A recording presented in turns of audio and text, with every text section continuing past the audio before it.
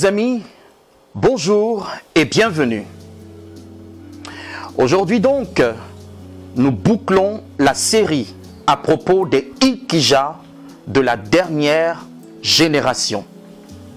Les Ilkija de la dernière génération. Manassé, dont le nom signifie faire oublier, est parvenu à détourner le peuple de Dieu de la parole du Seigneur. Durant 55 longues années, le peuple avait vécu et agi selon la loi de Manassé, donc selon la loi de l'homme. Et vous, chers amis, qui est-ce qui a réussi à vous faire oublier la loi de Dieu?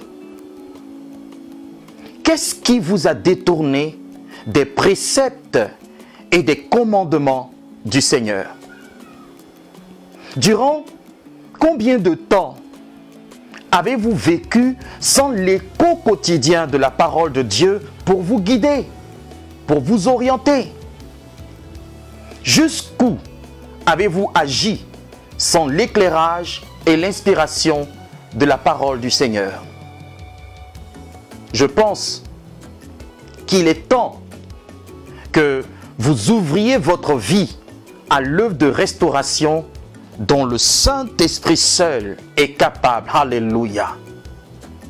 À l'exemple de ce qui s'est passé au temps de la Bible, précisément au temps du roi Josias, le Saint-Esprit, si bien sûr vous le lui permettez, entreprendra des travaux de restauration incomparables dans votre destinée.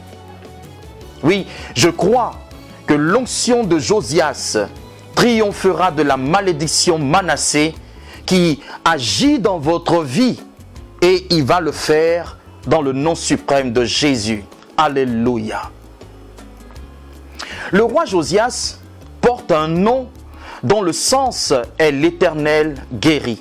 Oui, l'Éternel guéri. C'est lui qui va monter sur le trône après Manassé et Amon, le fils de Manassé. Et contrairement à ces deux rois qui firent ce qui est mal aux yeux de Dieu, Josias, nous précise la Bible, va faire ce qui est droit aux yeux de l'Éternel, et il va marcher dans toute la voie de David son père. Il ne va s'en détourner ni à droite ni à gauche, selon qu'on le voit dans 2 Rois 22, verset 2. C'est donc sous ces instructions, donc les instructions du roi Josias, que les travaux de réparation et de restauration ont été engagés. Mais toutes ces réformes auraient été légères et superficielles si le livre de la loi n'avait pas été redécouvert.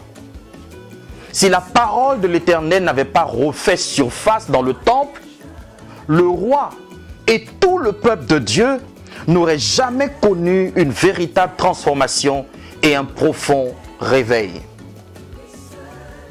Regardons ensemble 3 faits qui retracent l'importance et l'impact de la redécouverte du livre de la loi. Le premier fait est le suivant. Quand Shaphan a fait au roi la lecture du livre de la loi, il s'est produit une chose. La Bible dit que le roi a déchiré ses vêtements. Pourquoi? Parce que ce qu'il avait entendu et qui provenait du Saint Livre a produit en lui une profonde et réelle repentance. Donc, une repentance au sommet de l'État, un changement de mentalité dans le cœur de la première personnalité d'Israël, le roi en personne. Et dans 2 Rois 23, verset 25, on nous rend le témoignage à propos de l'impact qu'a eu le livre de la loi sur le roi lui-même. La Bible dit, avant Josias, il n'y eut point de roi qui, comme lui, revint à l'Éternel de tout son cœur, de toute son âme et de toute sa force, selon toute la loi de Moïse, et après lui, il n'en a point paru de semblable. Alléluia. Waouh! Quel témoignage! Quel impact! Le second fait est lié à la décision du roi et du peuple de Dieu dans son ensemble d'observer la parole de Dieu. J'aimerais lire à cet effet ce qui est écrit dans 2 Rois 23, versets 1 à 3. La Bible dit: le roi Josias fit assembler auprès de lui tous les anciens de Juda et de Jérusalem.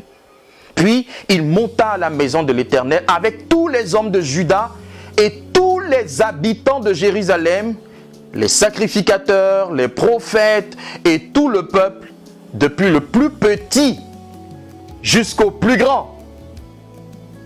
Il lut devant eux toutes les paroles du livre de l'Alliance qu'on avait trouvé dans la maison de l'Éternel. Verset 3 enfin. Le roi se tenait sur l'estrade et il traita alliance devant l'Éternel, s'engageant à suivre l'Éternel et à observer ses ordonnances, ses préceptes et ses lois de tout son cœur et de toute son âme, afin de mettre en pratique ses paroles, les paroles de cette alliance écrites dans ce livre. Et tout le peuple entra dans l'alliance. Amen. Le troisième fait, bien-aimé, qui rend compte de l'impact de la redécouverte de la loi de Dieu, porte sur la grande vague de réveil et de transformation profonde qu'elle va produire, tant au niveau du temple qu'au niveau de tout le pays d'Israël. Voyez, quand on lit attentivement 2 Rois 23, à partir du verset 4 jusqu'au verset 24, on découvre cette chose que le livre de la loi va opérer par les mains du roi Josias. La première chose, le roi ordonne à Hilkija, le souverain sacrificateur, ainsi qu'aux sacrificateurs du second ordre, à ceux qui gardaient le seuil, de faire sortir du temple de Dieu tous les ustensiles qui avaient été faits pour Baal, pour Astarté et pour les démons. Et quand toutes ces choses en question, toutes ces abominations ont été sorties de la maison de Dieu, Josias va y mettre le feu et les brûler hors de Jérusalem. Ça, c'est la première chose qu'il a fait. La seconde chose, il va sortir de la maison de l'Éternel l'idole d'Astarté et transporter cela hors de Jérusalem pour qu'elle soit brûlée et réduite en poussière. Troisième chose, les prêtres des idoles, établis par les rois de Juda, notamment par Manassé, pour brûler des parfums sur les hauts lieux dans les villes de Juda et aux environs de Jérusalem, ainsi que ceux qui offraient des parfums à Baal, au soleil, à la lune, au zodiaque et à toute l'armée des cieux, toutes ces personnes seront chassées. La quatrième chose, Josias va abattre, écoutez bien, les maisons des prostituées. Oui, des prostituées qui étaient dans la maison de l'Éternel et où les femmes tissaient des tentes pour Astarté. Vous imaginez? La cinquième chose, Josias va faire disparaître de l'entrée de la maison de l'Éternel les chevaux que les rois de Juda avaient consacrés au soleil près de la chambre de l'eunuque nommé Nethan Melech, qui demeurait dans le faubourg, et il brûla au feu les chars du soleil. La sixième chose, le roi va ordonner à tout le peuple de célébrer la Pâque en l'honneur de l'Éternel, exactement comme cela a été recommandé dans le livre de la loi. Et la Bible affirme en 2 Rois 23, versets 22 et 23, qu'aucune Pâque pareille à celle-ci n'avait été célébrée depuis le temps où les juges jugeaient Israël et pendant tous les jours des rois d'Israël et des rois de Juda. Ce fut la 18e année du roi Josias qu'on célébra cette Pâque en l'honneur de l'Éternel à Jérusalem.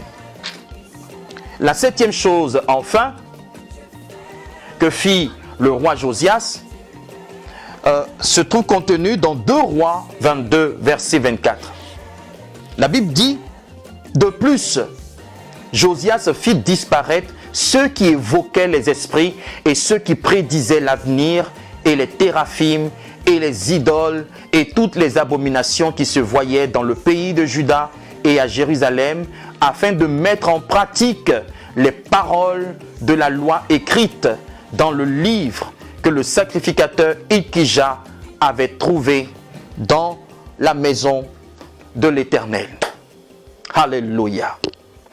Chers amis, comme vous le savez, le temple de l'Éternel était tombé en ruine.